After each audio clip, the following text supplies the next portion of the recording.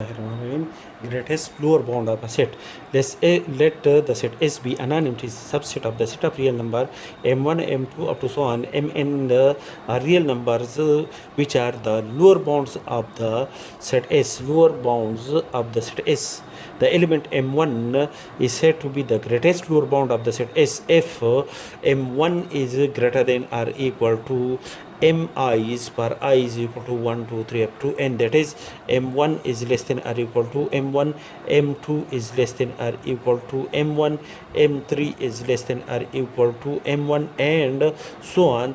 Mn is less than or equal to m1, that is m1 is the maximum element in the lower bound of the set S. For example, the set S contain element 1, 3, 5, 7 and so on, which is a subset of the set of real number.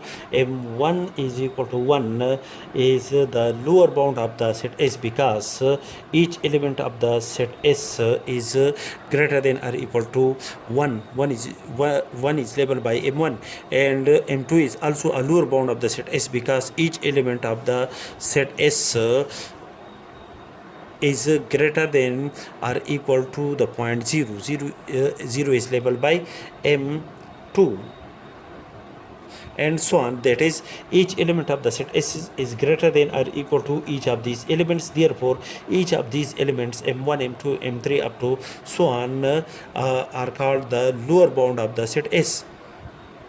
But the element 1 is m1 is equal to 1 is the greatest element in the lower bound of the set S, that is the element 1 is the greatest element in the lower bound of the set S. Therefore the element m1 is equal to 1 is called the greatest lower bound of the set S.